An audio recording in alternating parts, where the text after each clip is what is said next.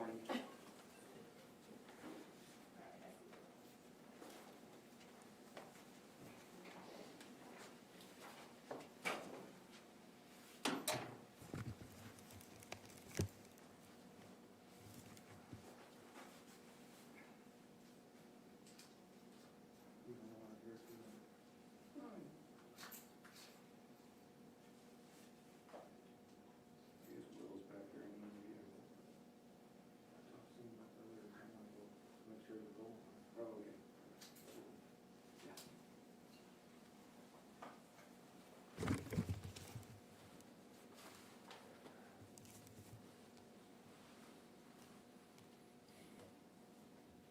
Good morning, and Happy New Year to everyone.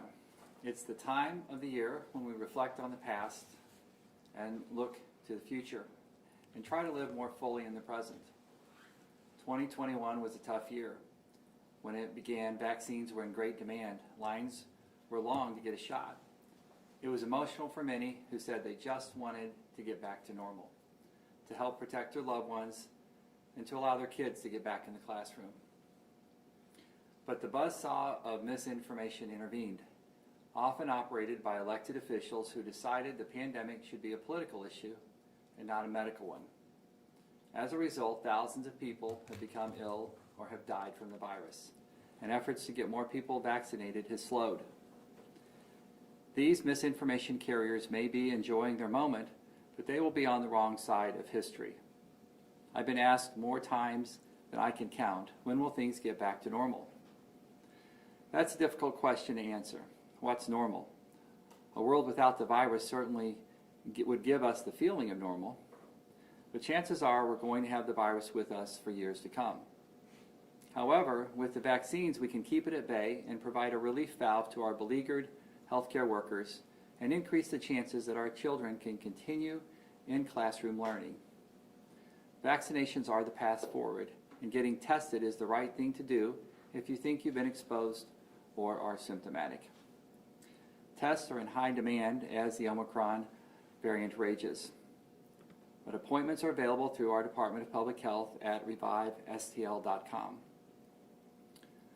So where are we in this third day of a new year, in the third year of a very stubborn virus?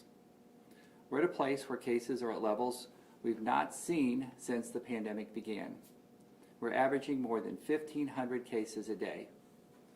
Our healthcare workers are begging people to get vaccinated and to wear masks. And they're seeing the toll it's taking on our community, and they're seeing more sick kids. They're exhausted and they're disappointed. On Friday, the Metropolitan Pandemic Task Force responded to the state's decision to not extend the public health emergency. Letting the emergency order expire takes away the ability to expand health care for more sick patients, said the task force, representing the 4 largest medical centers in the region. As the task force said in its statement, while we all want the pandemic emergency to end, the sad fact is that the number of people newly infected with COVID each day now exceeds past surges. The order allowed expanded utilization of telehealth services, the ability to exceed licensed bed capacity when required by demand, and the opportunity to eliminate barriers to testing and treatment of COVID patients in partnership with the Department of Health and Senior Services. The task force will work diligently with the Department of Health and Senior Services and with the state legislature to reinstate provisions allowing optimal health care conditions during the pandemic. There are consequences to action and to inaction. From the onset of this pandemic, proactive action was absent from the state and federal levels, and that's why we're where we are today. Like the Pandemic Task Force, I'm concerned about the expiration of the public health emergency order. Reconsidering the extension would make it easier for our healthcare systems to take care of their patients. My detractors criticize me for always talking about COVID. Give it a rest already, they say. I'm happy to talk about other issues besides the pandemic, like reproductive rights, responsible gun laws, more robust workforce development programs to strengthen our economy, and the futures of our young people. However, I will not do the easy thing and stand aside while the pandemic rages unabated. As a doctor, as a father, as a husband, and a leader of this county, that's just not an option. And that's why we've appealed the dangerous Cole County ruling.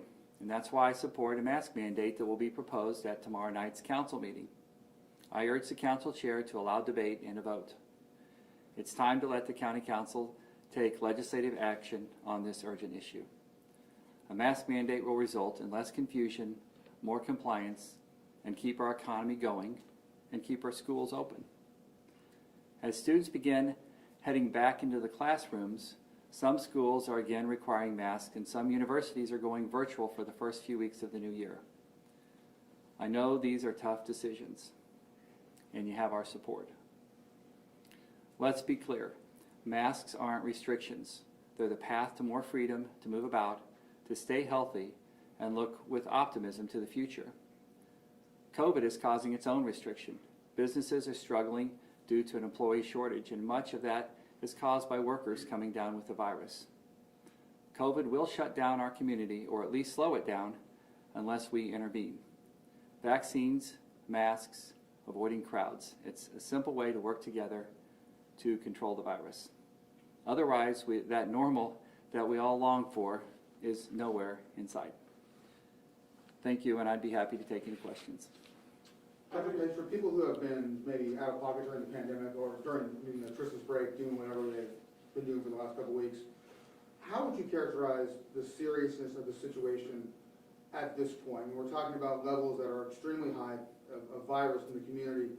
Where are we, and do you expect it to get worse before it gets better? So the question is, where are we right now in this pandemic? We have case rates, positivity rates that are worse than they've ever been since March of 2020.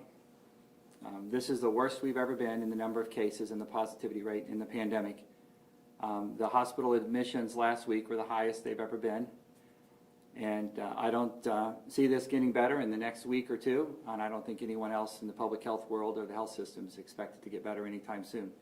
We have a problem.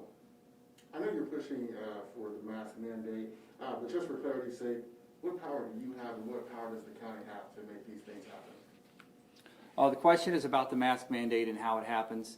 The county council, or the county through ordinance, has the authority to issue public health orders. The county council is required to approve them, and that's the authority that rests solely within the county.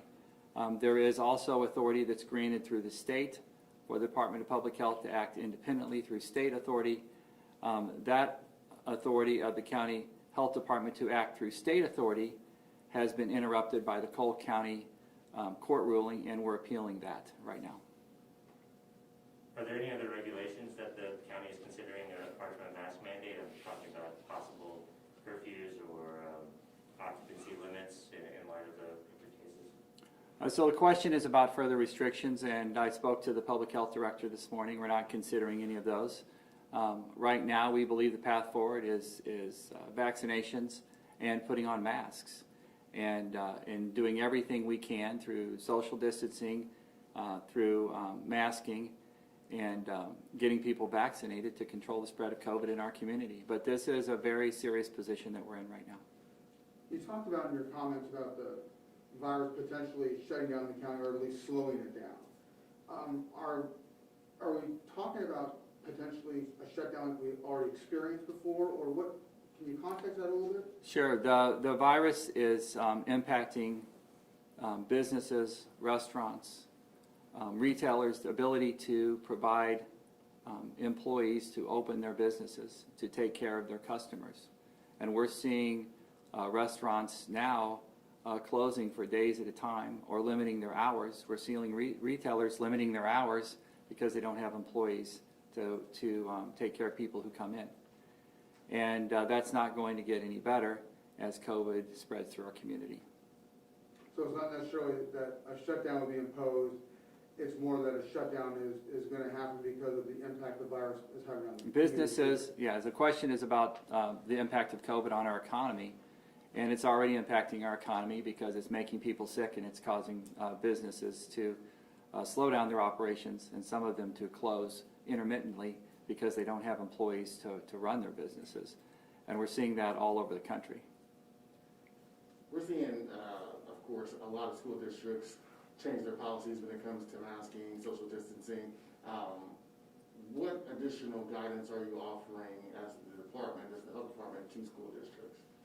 Well, the question is about guidance to the health department. From the health department to school districts, we have a work group of school district leaders who meets with the health department on a weekly basis. They discuss their circumstances and what's happening, and our health department provides feedback to their ideas. The school districts have the authority to require masks. They have the authority to set guidelines and restrictions within their schools, and I expect them to continue to do that. We're not recommending that schools close or go virtual. We're recommending masking and quarantine guidelines that very closely follow the CDC recommendations. I have a two-part question. Last question is for me. What are you all doing to expand access to testing in the county, since we've kind of been overwhelmed all over with testing? And do you all have enough resources to combat the surge that we are seeing in cases? Well, the question is about testing in the community, and the Department of Public Health is a piece of that testing. Most of the testing and vaccination is done through health systems, through pharmacies, through the healthcare network that provides care in our community. The County Public Health Department helps with that, mostly for uninsured and underinsured populations. We're very busy. We, like everyone in town, are struggling to provide enough tests for this massive surge of the virus in our community. We'll continue to make those tests available. Our testing operations in the County Health Department used to be, up until about a week ago, used to be walk-in, and now they're going to require appointments, like in the pharmacies and the health systems and the doctor's offices across the community, because the strain in our system, because of the surge of COVID cases, is so big right now. It's hard, not because we don't have enough tests, but we don't have enough people to perform those tests. And when I say we, I mean the Department of Public Health, I mean pharmacies, I mean the entire healthcare system in the county. Bottom line, do you do expect this to get more serious before? Well, absolutely. I think everybody in the country, every healthcare expert in the country, expects this to get much worse before it gets better. Absolutely. Anybody else? Thank you. Okay, thanks.